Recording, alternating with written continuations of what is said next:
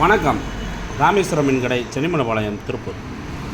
சனி ஞாயிறு மீன் வியாபாரம் முடிஞ்சு நல்லபடியாக மக்கள் எல்லோரும் ஆர்வமாக வந்து மீன் வாங்கிட்டு ஆடி 18 பேருக்கு முடிஞ்சதுக்கப்புறம் இந்த வாரத்தில் எல்லோரும் வந்து நல்லபடியாக மீன் வாங்கிட்டு மீன் எல்லாம் நல்லா இருக்குன்னு சொல்லிட்டு நம்மள்ட்ட ஃபீட்பேக் கொடுத்து போயிட்டாங்க.